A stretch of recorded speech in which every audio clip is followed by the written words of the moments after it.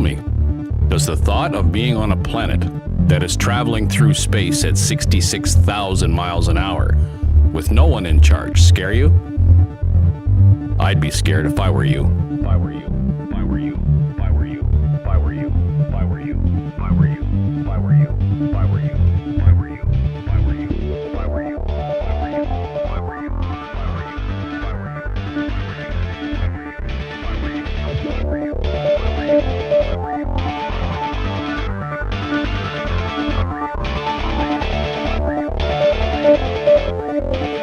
All right.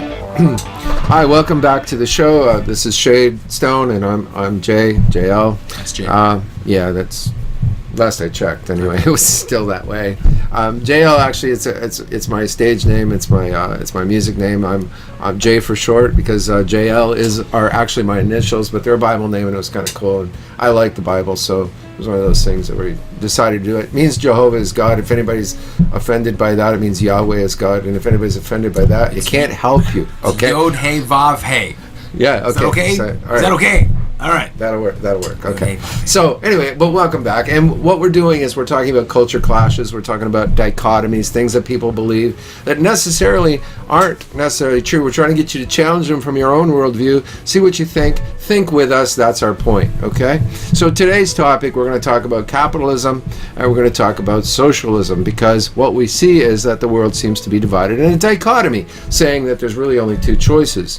And I'm going to kind of get into that, but I'm going to also just start it off with a monologue and then let Shade kind of interact, and then hopefully you guys will interact from home. So here's the point. What we've done is we've allowed one camp to define the problem. So we talk about these economic systems as though one of them is going to save the world and one of them is going to destroy the world, and depending on which one you fall in, you want to defend your point of view. The problem is that the accusation is that socialism is a fair system because everybody gets to own everything equally, and capitalism is an evil system because it promotes greed.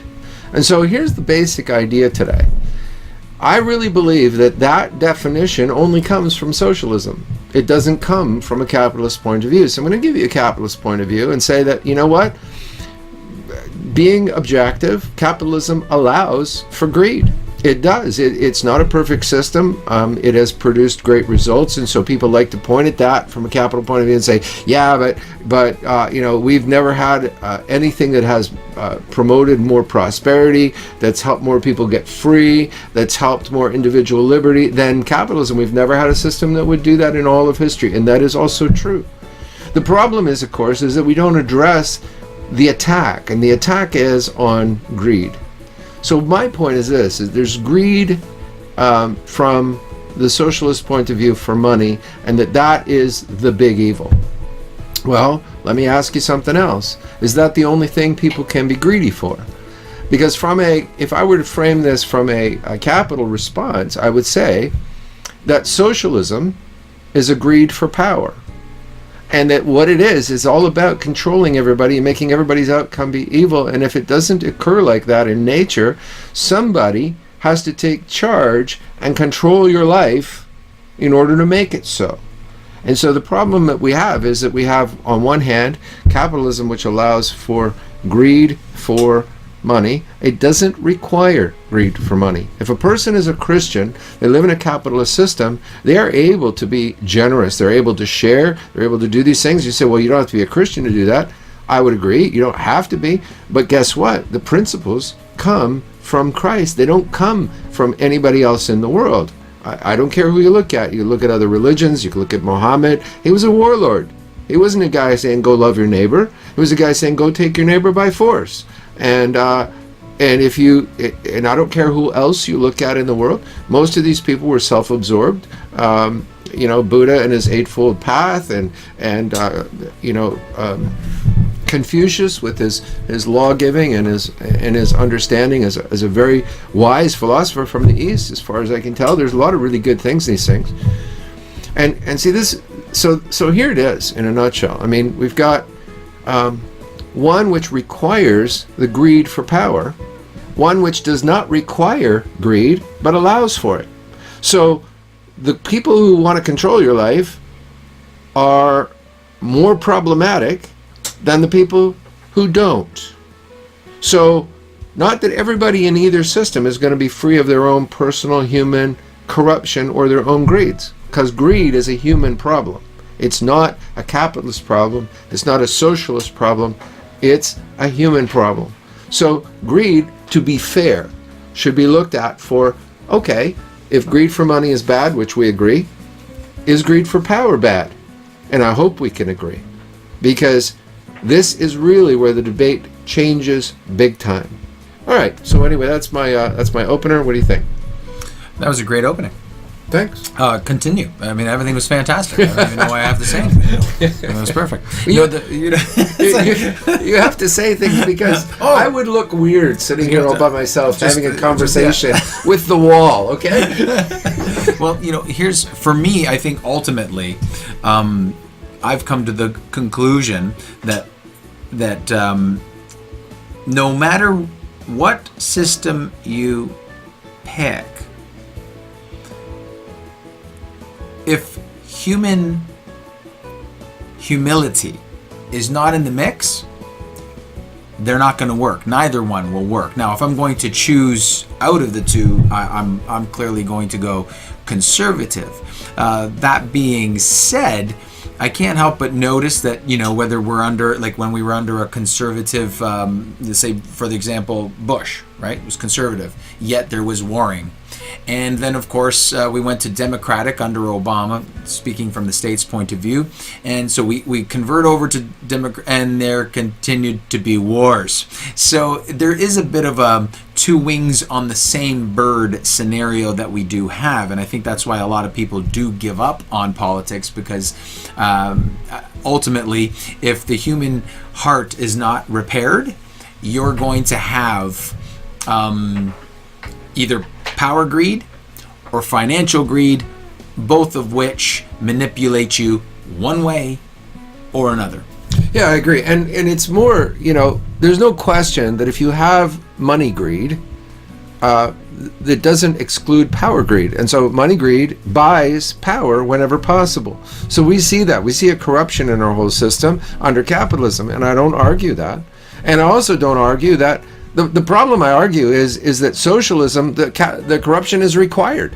It's like there's no way out. Once you have decided that some human being, has to have absolute power, what you have is absolute corruption. I mean, that's an old adage, but it's the way it is. So there is that. But let me ask you a question then, okay? Since I'm kind of leading this discussion at the moment. If there were a third option, okay, we're talking the dichotomy, socialism, capitalism. If there was a third option, let's say God was able to create an economic system that he would want, and some people say he already did, and that's capitalism, but I don't agree with that. So what would a third option actually look like? Can you think of, I've thought this through, by the way, so I have answers to these questions. I'm asking him, I'm putting him on the spot. This is like fun, right? Because now he's got to come up with this stuff on his own. So what would, if you were trying to design an economic system that God would design for the world, what would it look like? That's a fantastic question. And to be honest with you, if I'm going to just, I cannot even picture it in my head, because I think now you have to understand fully the mind of God, and none of us understand it fully. Well, I'm gonna play devil's advocate here, and of course you are. Because here's why. I know I'm gonna draw you out on this. Okay, I know you got something to contribute here that is something that's really good. But what I'm going to do is I'm going to just introduce concepts to these things. Okay, so let's look at this, right? Capitalism, what is it? Well, it says that the unit of value is capital. It's something physical that we own or that we get to do with, we control. And when we control something, and for the, for people who call, socialism, this is the definition I like to hear them throw around. It's like, it's where the workers control the means of production. That's the definition of socialism. Well, that's not really the definition of socialism. That's an aspect of socialism. So let's look at what is the definition of socialism. Well, in socialism, the main aspect of value, or that thing which brings value, is the labor of the worker. And so, since labor is the thing that drives all things, that's the justification for dividing all things among all people equally, is because the labor of the worker is the reason that the capitalist gets rich and all of this. So the element of value is the labor of the worker. In capitalism, it's the money you acquire, it's the land you acquire, it's the physical asset that is the capital that drives it forward. I would say that God's basic unit of value is a little bit different. He doesn't value the stuff. He could speak and make more stuff. He doesn't value the labor of the worker. All of your righteousnesses are as filthy rags, and I'm quoting the Bible there. So all the good stuff you do doesn't really count. So what is valuable to God? What is the number one thing? God says, that is my currency. I believe in that. It's people. But it's not the collective people. It's not a group. It's not a social construct. It's the individual. But the individual, now, if the individual has value, we got a problem. Because God is not about you creating your own reality and being this all-powerful individual. It only matters to you, and that's all it has to matter to. But he says that his unit of value is people. So within that context, I'm not a capitalist, I'm not a socialist, I'm a peopleist. Okay? Well, defining that term, I mean, somebody says, well, you're an individualist. No, I'm not an individualist. An individualist gives the individual too much power. God stays in control. If God has designed the economy and people are his unit of value, what's that look like? I didn't understand anything you just said. Not a word of it. I don't even know what language you are speaking. No. No, that was great. I think, from my perspective, and my perspective is always ultimately we are under God's sovereignty. Yep. And human beings in the flesh will never be able to solve this problem. Yeah, I agree. And that is, and in fact, that is what the Bible says. And the proof is in the pudding. What's the pudding? Well, we've been at it for thousands of years. And we're still arguing capitalism. And we're still arguing socialism, capitalism. If I were to go back to a pragmatic moment, with socialism, because it does tend to try to regulate power by using power, right? Trying to tell people what they have to think, what they have to say, and make sure when you say something, it doesn't offend someone else that might say something different or believe something different. That's a situation that is going to create absolute social chaos. Capitalism has some issues, obviously. Greed is part of it. But I notice when you have, especially if it's actually money that's backed up by gold, preferably. We could talk about that. Well, yeah, we can talk about what money is. But when you have money, for example, I can convince a rich man that he should give some of his money by offering him a tax write-off, right? I can inspire him to do something with that money, to do good. And I could even, and as vain as this might be, say, and if you do this, we can get you, we'll get you on a TV show about how you're doing all these wonderful things. You could be here. You could be here right now with you could join this team. Yes. Yeah. Right? So you can give. We're gonna have to get a Patreon page or something because we need you need money, right? No. I do. I have a family. Yeah. Please. No.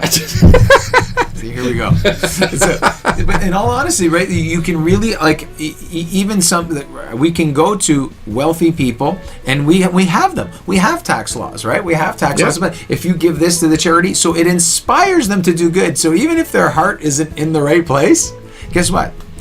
God can use that not so wonderful heart for good, and He does it all the time. He does it all the time. And you know what? Those tax write-offs, they also work for bad people. I mean, they really do. They do. We have things that are not really that important to do, and no, it's really. So in other words, I mean, Christmas is a great example of this, where even people who don't care for Christmas or don't like Christmas end up, doing a few nice things in the Christmas season, right? They tend to, maybe we should get some toys for some children who don't have toys. Even some of the, people who don't really care for the season will go ahead and do things that are kind.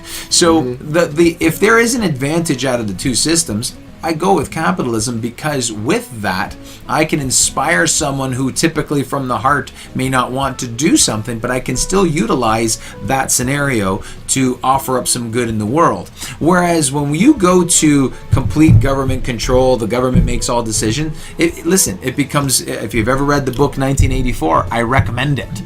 Those are the kind of results you end up with. You have people afraid to say something, afraid to speak their truth. And then really what do you have in front of you now? You have a liar. Because just because they're not saying it doesn't mean they don't think it. So now all you have is a bunch of human beings lying to one another, pretending that they agree with the other person because they just know if I say this to this person, they're going to get offended. Yeah. So, I mean, that's why I don't say much to you. Exactly. That's why you're holding back, because you know you want to say something about the hair. You know you want to say something about the hair. Yeah, I wish I had it. So, and so when I pick between the two systems, neither one are going to be perfect because people aren't perfect. But if I'm going to choose between the two, capitalism is something that I think that we can pick. And in fact, I think in capitalism, it's actually designed where it does need people. And it uses, if you will, money to inspire people. But they need us. They need us to help them, right? In other words, Henry Ford, if you will, wouldn't have become Henry Ford unless people actually showed up to work, right?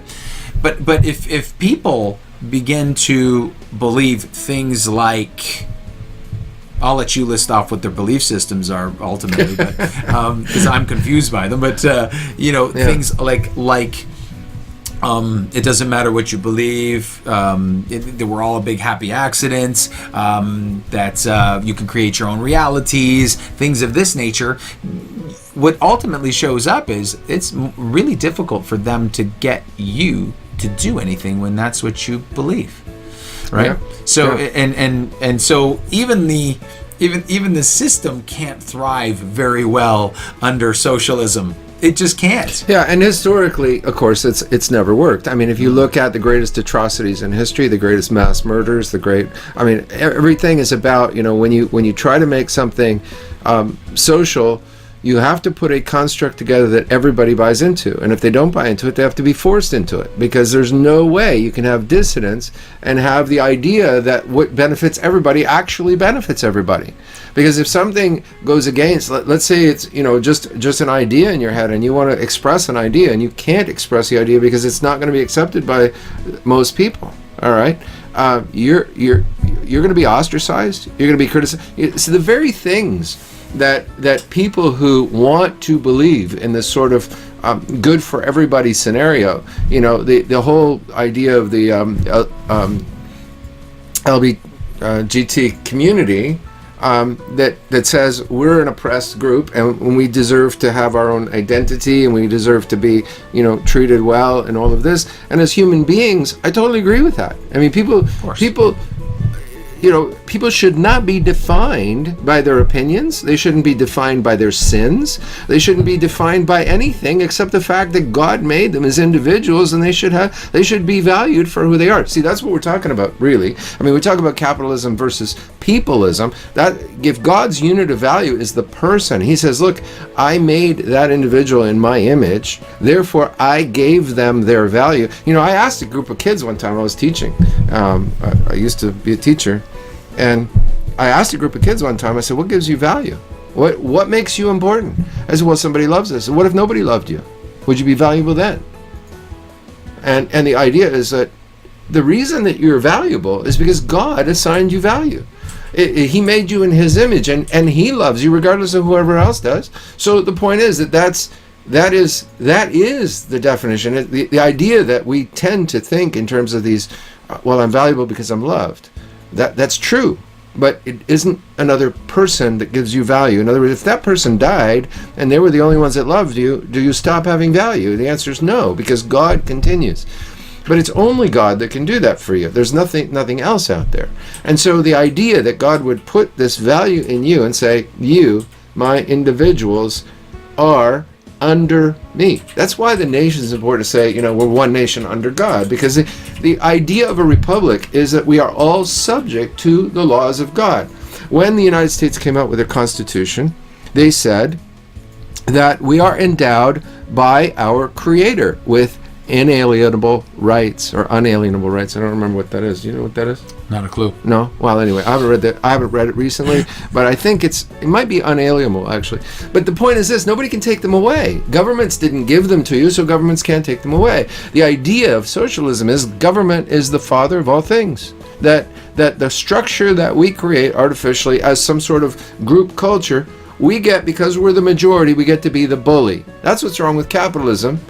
Or not capitalism, that's what's wrong with democracy, as opposed to a republic. The United States was never built to be a democracy. It was built to be a republic, to recognize that God had laws and the government couldn't break them, and that the individual had value and government couldn't take it away.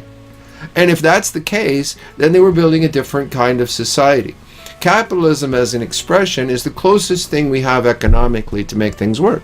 Unfortunately, the capitalism today is not the capitalism that was envisioned by God when he made the free exchange of goods and services between individuals and the rights of people to choose things. And we could get into that. I mean, that's a whole other story about banking and what banking actually is. Yeah, most people don't know, though. The reality is most people think government makes money.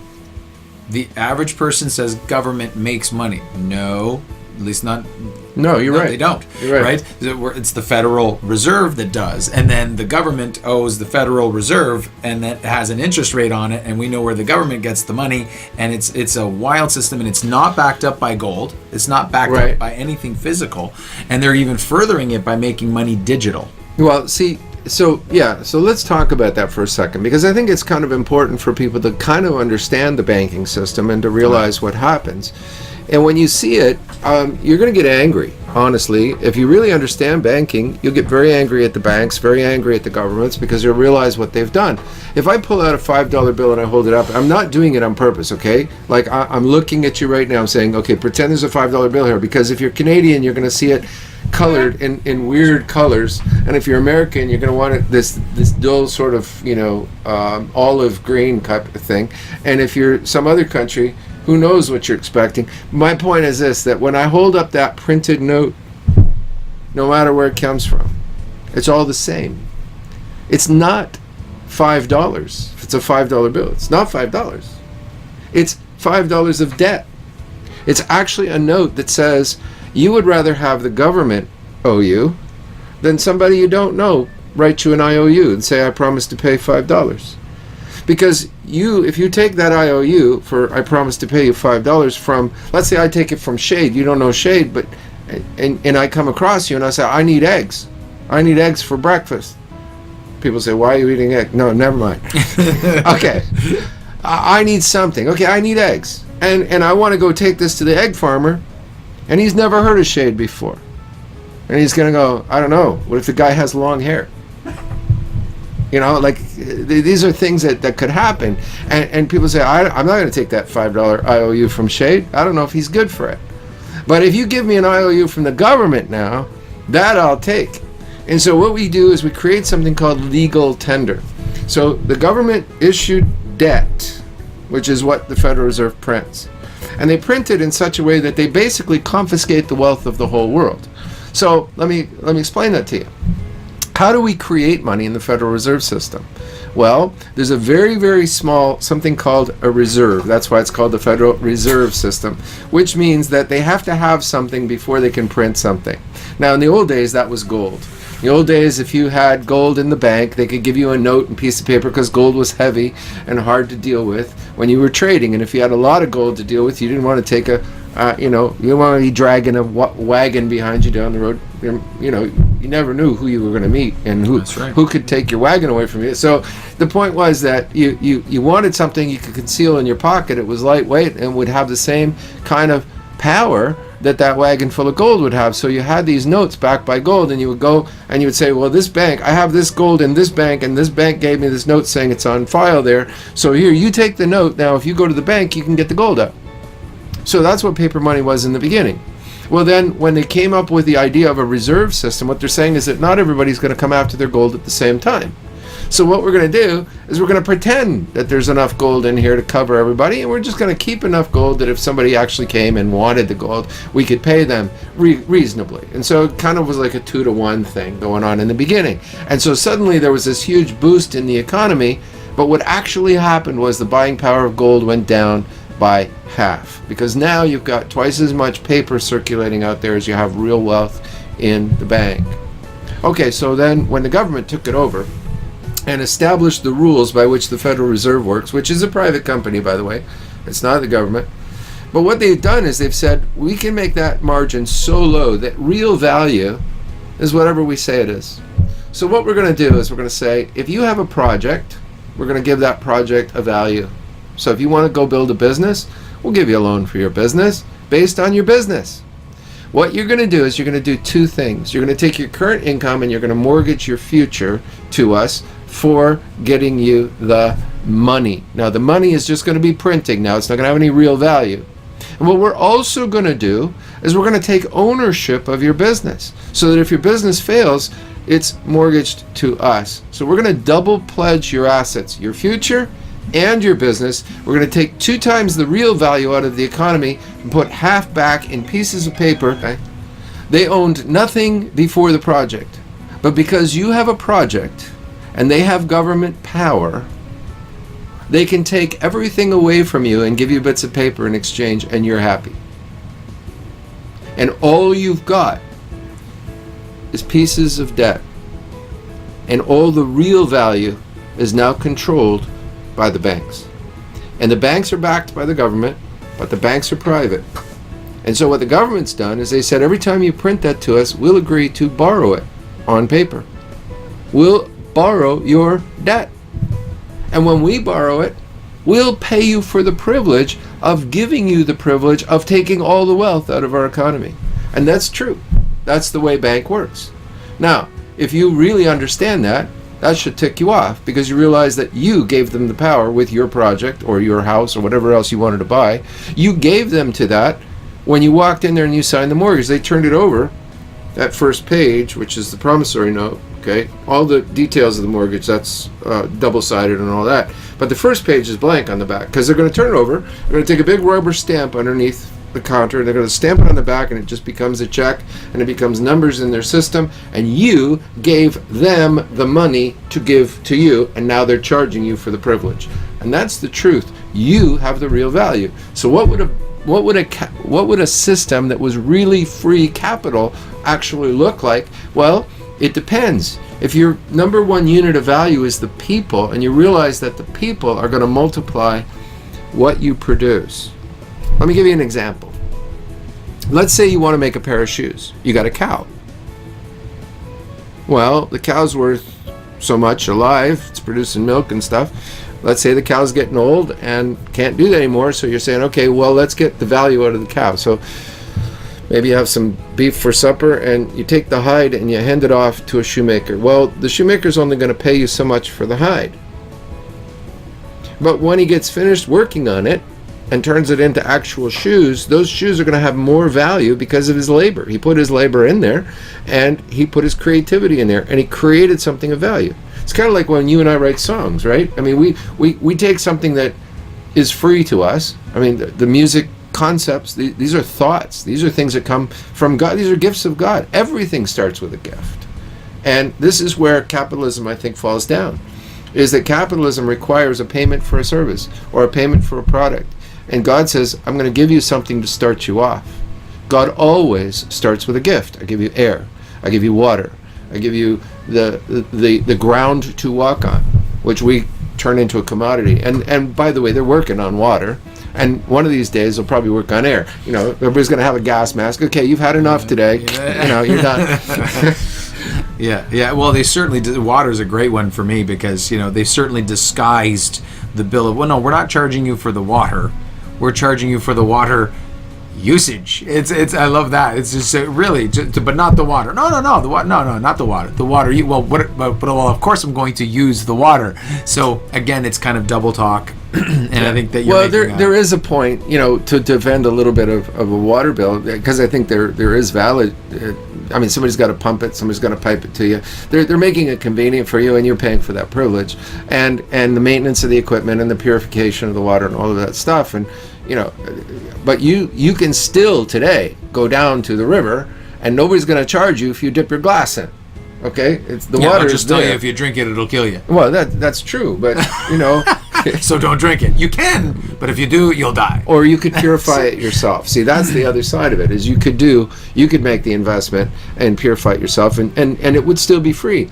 Now, if you want to do that on a massive scale, this is where the issue becomes problematic. Let's say you own a farm and you want to irrigate.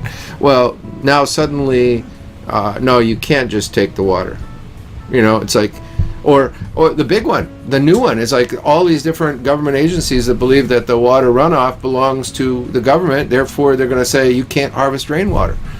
This is beyond the pale. When God sends you water, drops it in your lap from the sky, somebody wants to claim ownership of it. Like, that's crazy stuff. Well, I think anytime, and I'm not going to disagree with you that obviously, pardon me, that there's services. That being said, Water. Yeah. That being said, when we start looking at those types of things and not recognizing that ultimately, though, the deliverance, in other words, you can't just walk up and go ahead to a river and grab it with a glass. There are lots of locations that don't allow you to cross certain properties or don't allow you to go certain places. So that's one of those situations that ultimately, if it doesn't get to the human heart, people have to have basic needs, and that's just the bottom line. And like you said, it starts with a gift. So then it starts to get into, well, the thing is, you got to pay for the service of the water. Okay, but do we need to pay the workers as much money to do that? And then people, well, are you saying I don't deserve the money for my work? Well, of course you deserve your money for the work, but everybody deserves money for their work. So then it becomes, okay, well, how much is it? Is it cost efficient? Like currently for me, I don't mind telling you, most of the time, actually, the water segment of my bill is as much and sometimes even more than the electrical part, which is shocking to me at times. Yeah, it's crazy. Well, so the thing about Windsor, I mean, we got these sewer charges that are like double the water charges. So, like, right. I include that in there. Well, we clean it up and hand it to you pure. It doesn't cost so much. But after you pollute it, boy, we're really going to give it to you. And then currently, I think even now they're altering the water meters, which has got to have a huge cost to it. Yeah. And I'm kind of looking at it going, well, but my home is only 15 years old, give or take, and the meters in the home completely housed, so there's no damages that have been done to it. It doesn't look like there's anything obtuse going on with my water meter, so why are you creating that cost for water? And remember, it's mandatory. It's politics. It's mandatory. So, and I think that is no offense, but I'm just going to say, that sounds like a very socialist position. You have to do it. It is. But but I don't need it. My house is only 15 years old. It's housed. It's in very good shape. I got no problem. I'm not complaining about my bill. Yeah, no, still, you got to have it. You got to take it. Well, wait a minute. Where's the freedom of choice? Well, it's freedom of choice until you start arguing with us, and it goes, so once again, who truly, this is the power greed, right, that we're talking about. I'm paying the bill. Why do we need this extra cost? And no one can tell me that doesn't cost money. That costs a lot of money to change everybody's water meters, regardless of how old that meter is, and regardless of where that meter is located, or regardless of whether there's even a problem with the water bill. Right? It's a smart meter, and the whole issue here is political power and basically control. It's a stupid meter. It's stupid. It's not a smart meter. It's control. Stupid. Because what it means is that you're, if you actually need the water, they're going to be able to charge you more during the times when you really need the water. Like, in the hot summertime, you're going to have to pay more, and then if you didn't have that smart meter. Sorry to get off this, but why? What is up with that, anyways? Do you ever get this? Like, what is up with if I use my air conditioner at 3 o'clock, it's way worse than when I use it at 9 o'clock or on the weekends? That's just weird. I don't care what anybody says. That's just weird. Well, it's about control. It's not about what makes sense, and it's not about what's good for people. It's about how much control can they exercise. So let me ask you a question, okay? Dance, cookie, dance. Dance, cookie. Yeah. That's when they make you dance. Don't turn on the dishwasher. Why not? It's not 7 p.m. yet.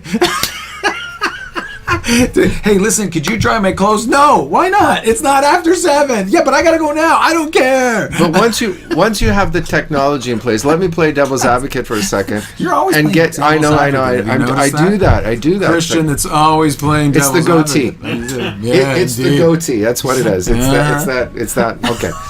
Anyway, here's the problem that we have.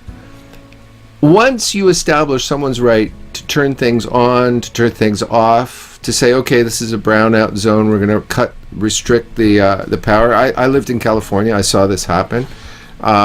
You can't run your air conditioner right now. We're going to make sure you don't by turning your power usage potential down to half. And they can do that from a central point of view. What happens when your opinion is not fitting the government's opinion? What happens when your belief system starts to run against what a group of special interests who control power and want to control power? So this is an old adage, right? It says anybody who actually wants a position in government shouldn't have it. You know, because honestly, if your idea is I've got to have this control position, you're really not and I want to kind of draw a distinction here, because this is kind of an important one. You know, God built the world on authority. He made it in such a way, he establishes clear lines of authority and says this is how the world functions, and it actually works like that. And what happens is Satan came along and said, I want you to believe that authority is control. And control is a counterfeit of biblical authority. God's authority works for our benefit. Control works for somebody else's benefit. And so when you have this kind of meter control, okay, where somebody comes along and says, well, you know what, I think you've had enough water today, click, it goes off. What if they decide that, you know what, I don't think you and your family deserve any water at all, because you don't happen to hold the party line. We're just going to push the button on your switch. And that's really what all this stuff is about, is individual control by a group. They are going to be able to target your house as opposed to somebody else's house. Let them have something you don't get. And that is really the goal of all of this upgrade stuff. And, you know, it's interesting when you're saying this. I can picture people right now saying, "So you're just inciting fear," but again, that comes from that thinking like, no matter what they're doing, they're always definitely got my best interests. Even though when I have conversations with you, you know that oftentimes the government doesn't have your best interests in mind. I'm not saying that some of them don't. But overall, we can agree that in history, we've seen governments do some things that, shall we say, certainly seem a little fishy at times. And so, you know, the idea that we shouldn't be having the discussion, in other words, here's what I don't want people saying anymore. Oh, those, you know, that government's stupid. No. Listen, it's by design. There is a reason they're doing what they're doing, and if it doesn't add up on a pragmatic level, like for example, why are you changing all the water meters? They're more than likely they have something, and they're not yet telling you. And there's a reasoning behind it, and just because you don't know what that reason is, doesn't mean that reason doesn't exist. In fact, that reason exists, and you don't know about it, because we have to admit we don't know everything that's going on in government. It's an impossibility. Right? I'll even go further than that. Even the people in government don't know everything the government is doing. There's a structure to that too. Because but even beyond structures, I mean, we hold a biblical worldview, and we believe that God exists outside of our creation. He made it from outside. That's why it exists, and why we have an inside of it. But he's not the only spiritual being in this universe that exists, and we know that Satan, adversary, whatever you want to call him, he is the one who is the mastermind, motivator, and manipulator behind all kinds of things going on. So you can have people say, well, you know, it's a conspiracy theory because you think these people over here are in league with these people over here. No, I don't actually. I think they're both controlled by the same mastermind and don't even know what each other are doing necessarily, but they're all cooperating, not because it's by human design, but because it's by our enemy, by the satanic enemy that's out there. And I really believe that. Well, you've heard of controlled opposition, right? If you look at it, explain. Well, controlled opposition is this: if I want this to be the result, okay, and so, but I know that some people are going to argue that. So what I do, there was actually a movie with Matt Damon in it that it was about fracking. and really pretty much in plain sight proved exactly what gets done. So here's the position, this is the result, but we know some people are going to have this position, right? The opposite position. So what we do is we control both, and then because we're controlling both, if we want this side to win, we make something happen really bad to that side so that you ultimately go, oh, okay, well, that must be the right answer. Yeah. Okay? And so that's what they did with this fracking movie. They brought in a guy who was a controlled opposer, and he was opposed to fracking and was convincing everybody this was bad. And he was winning some people, right? And then they released a story against him, showing, all these bad things that he used to do and blah, blah, blah, blah. And so what happened? Everybody realized, oh, well, if the messenger is a bad messenger, therefore that must mean that his message is bad. And so they went to and they started allowing the fracking. Yeah, so it's called controlled opposition. You control both sides. And it's also called fallacious reasoning. It's like, we call that in logic the creation of a straw man. You're actually arguing against something that's not really there, but as long as you make the argument as though it's the problem, you're gonna call that. So there are all kinds of understandings that we have that these are bad thinking problems. These are not, so when we address something, and I put that out there that smart meters can be used in this way, I'm not saying that that's the intention of the person who's turning your meter on. I mean, that person probably has no clue, and neither does the person who's actually thinking it's a good idea to upgrade all the meters. I mean, that case can be made that, these meters will fail in the next year if they're not all replaced, and people can buy into all kinds of arguments and have all kinds of reasons for doing what they're doing. It doesn't mean that there isn't a mastermind behind the entire thing that is really looking out to destroy us as a people. And why?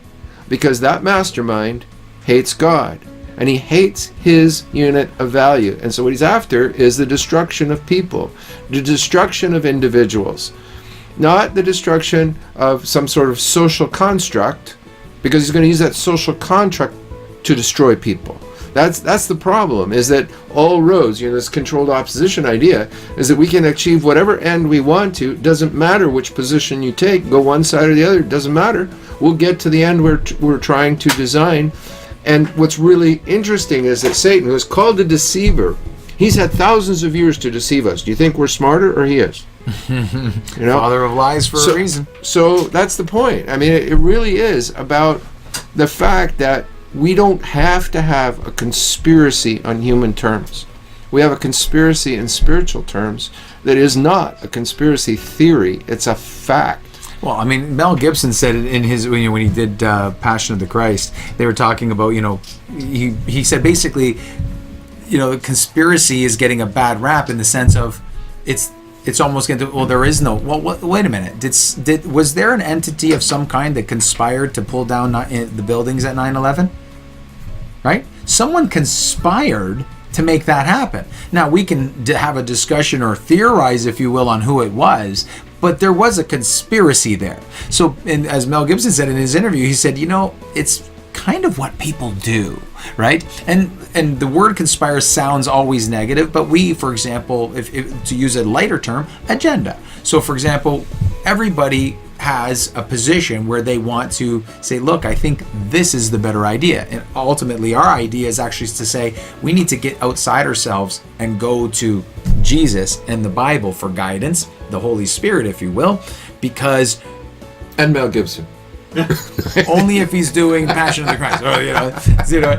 And so I think he was just making a real point. I mean, biblically as well. Herod and Pilate got together. Yeah. But they didn't like each other. True. Why did they get together for this? Well, because now they hated someone more than each other. Right? Herod, I don't like you. Enough. Pilate says, well, I don't like you neither, but I hate him more. Yeah, me too. So we'll get together. And this happens all the time in government, by the way. And that's why you're seeing pictures of, let's say Donald Trump with Hillary Clinton, 10 years ago, 15 years ago, they were having a good time, going, hey, woo, yeah. You'll see these pictures, and then all of a sudden, I'm going to send you to jail. Well, she didn't go to jail. So not yet. Yeah. But regardless of how you're seeing this kind of stuff, a lot of it can certainly be manipulated. You're not always seeing the truth. We know this. You've heard the terms fake news, and we're actually in a time now. I'll use George Orwell's quote. He says, in a time of universal deceit, telling the truth becomes a revolutionary act. I like that quote. That's a really good quote. And this is coming from a man who wrote 1984. Again, I recommend to read that book. You'll have a different perspective now. And remember, he was born, I believe it was 1903, and he died in 1950. He saw the First World War, and he would have been old enough to understand the repercussions of that. And then he saw the Second World War, 2 wars back to back, and he lived long enough to see Israel get the nation back. That perspective right there, that perspective is what I would call an experienced perspective. And if you read that book, you will realize that he's talking about, it was called doublethink, right? Yeah, doublethink. And that's what they utilize doublethink. They're constantly putting, we've seen it. Oh, eggs are good for you. Eggs are bad for you. Right? Yeah. Low fat. No. Low carb. Here we go. And we keep doing the dance. Oh, you should eat this. No, you shouldn't eat that. And it's an article about the same thing backed up by doctors or scientists or teachers or dentists or personality people. Everybody's... You notice how he put me in that personality people? I'm a naturopath, by the way, just so you know. Oh, okay. But here's the thing. You're right. What we know... Even though you know... A naturopath, he's got vodka in that glass. Can't you tell? I'm slurring my words. Nothing is coming out like a coherent thought, right? I get all that, right? Yeah, so, sure. Why won't you have another sip there? Have another sip. Sure. Look, he's squinting his eyes there. We can make it all go down that easy. Yeah. Sorry. Okay.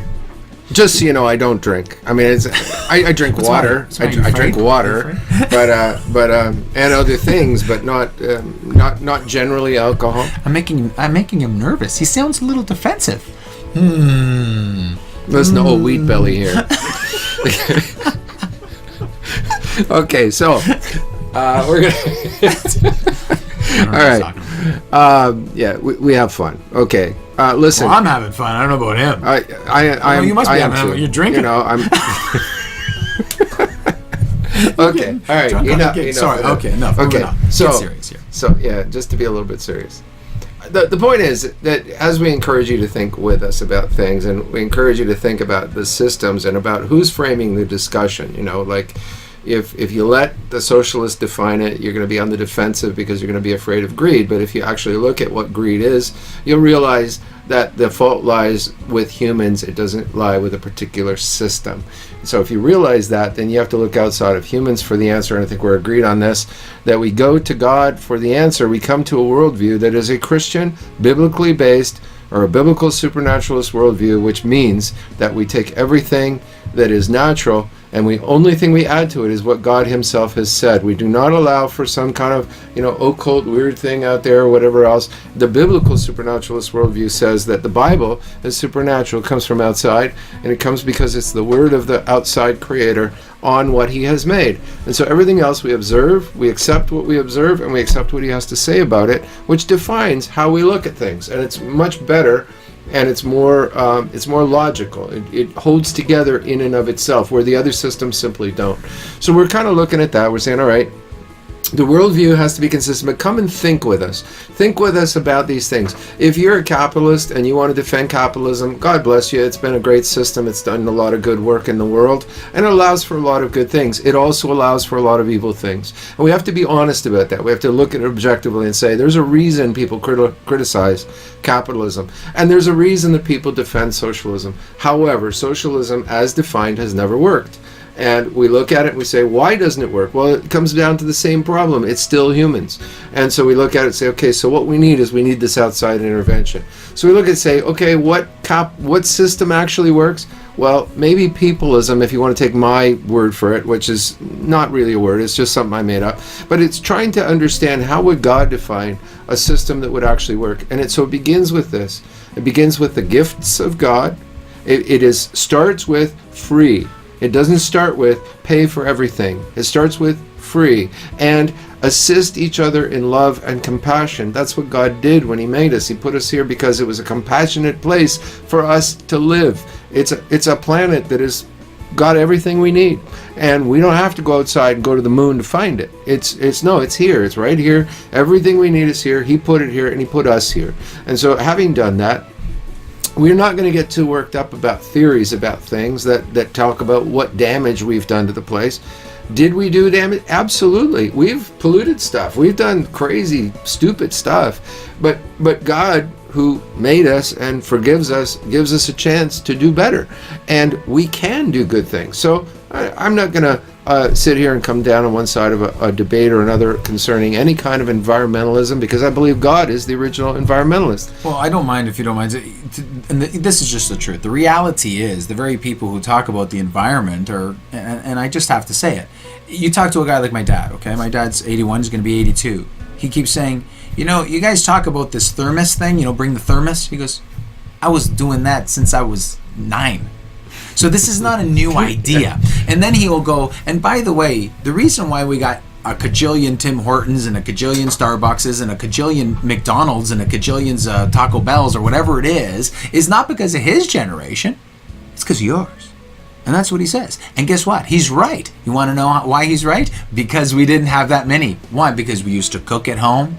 We used to spend more time with the family. We took Sundays off and spent time with the families. We prided ourselves, if you will, in being a little more conservative. No. Now we got to walk around with our double twist latte, pumpkin spice, etc., all day long. And then we wouldn't say, and you know what? You're ruining the world. And it's almost as if we blame the generation prior when it's actually the generation that's saying it that's ruining the planet, if we're even able to do that. I think God is bigger than the stupidity of a particular generation or his creation, and I think he's got a plan. That's the understatement of the decade. That's the understatement. I think he has a plan to wrap it up. You know, I think there's a point where it isn't going to go on in perpetuity. We're not meant to be here another billion years, whether you think we've been here a billion years in the past or not. Which we do you mind? I gotta say this. Yeah. I love it when a 45-year-old says we've been here for a billion years. Yeah, there's just something off on the numbers there. Hey, you know we've been here for a billion years, says 47-year-old.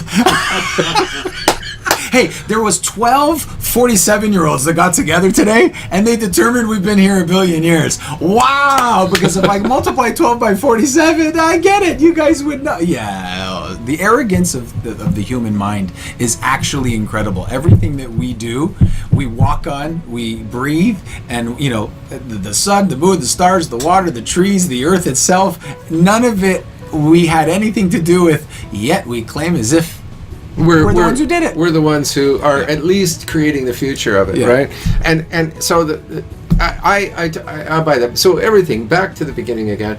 It all starts with the gifts. It all starts because God gave us gifts, and He allows us a certain amount of freedom within those gifts to do some things with it. We'll do good things. We'll do bad things. We'll do all kinds of things. Nothing beyond His control. And He has a plan, and He intends to not let things go as they are forever.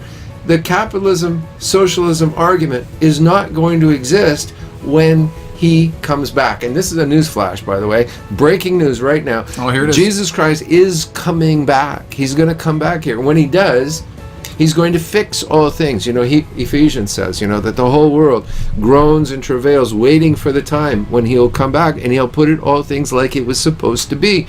And all the mistakes and all the screw-ups we made, if He spoke it into existence in the first place, He can speak, and it will all get fixed. And that's the reality of it. You know, and you bringing that up, really, I want to tell everybody that this whole end of the world thing, especially if you're a Christian, what Bible are you reading? You're reading a different Bible. There's no end of the world.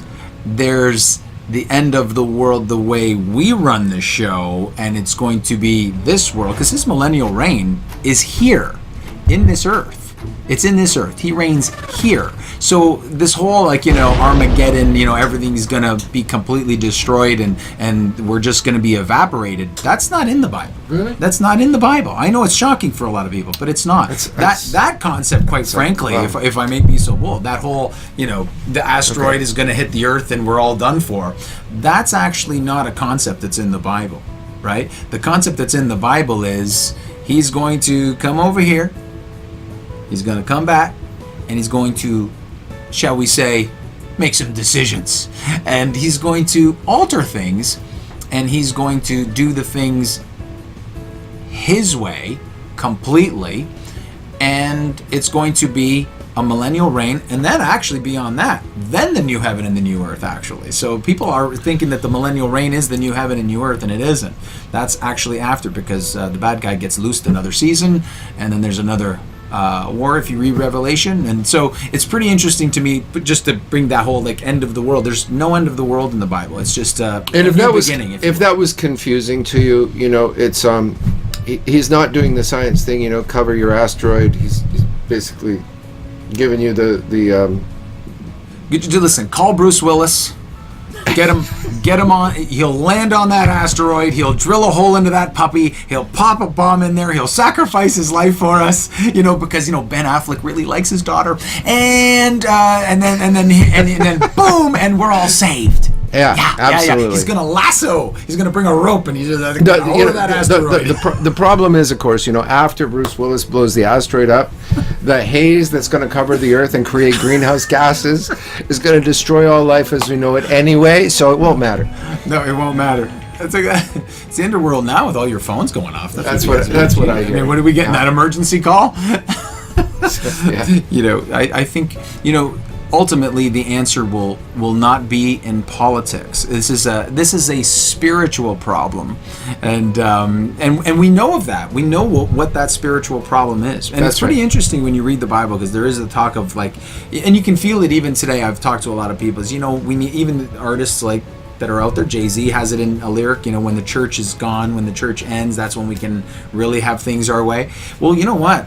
When I read the Bible, there is a point actually where they'll get his way. They're gonna get exactly what they asked for. And he's not gonna like rapturo, the harpazo, and when that happens, and we are out of the way, I think people are gonna realize how darker the world is going to get. Darker, not destroyed, but darker, because people who believe what Jesus said is true. And what is that? He said, be harmless as doves, but stand on the truth. We don't attack. There's no physical, like, in other words, if I may remind people, Jesus was the one that was on the cross. Paul ended up being beheaded. Peter ended up on a cross. It's not where they were attacking the Roman government, if you will, the Roman Empire. It's or the Israelites. They were taking the hit. And so Christians oftentimes, you know, we take the hit. At least we're supposed to. The proper Christians who are reading their Bible. We're never ever supposed to lash out at anybody in any shape, way, or form. We're not supposed to be physically violent at all. And we aren't. I know. What about the Crusades? Controlled opposition. Oh yeah. I'm bringing it back there. I forgot. Certainly that's not how it's supposed to go. We're not supposed to be attackers. And when all I see in the biblical theme is to preach the gospel, to preach it, and be harmless as doves while doing it. And that's it. You know, and we're not even, based as I could tell, really even supposed to sell it to anybody, because he says, you know, if that group doesn't receive you, dust off your gown and move on. Keep going. Yeah. We're not even supposed to really be knocking on doors or anything like that, and people have access to the information. So it's not a big problem. Well, I mean, you just what did I do? Did I do something wrong again? You just defended all the JWs in the audience. You just defended all the Mormons in the audience. You just defended.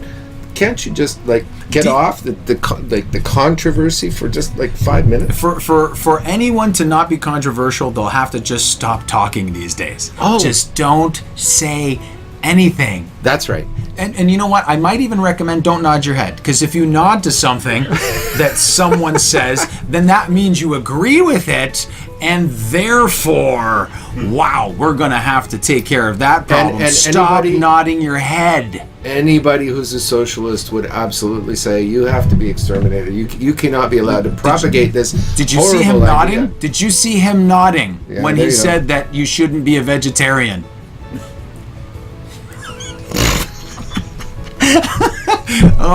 Okay. If I only had some bacon bits with me. All right, I think we're done for today, right? Okay, come on. See you guys next episode in number 3 when we take apart yet another dichotomy in our society. See you later.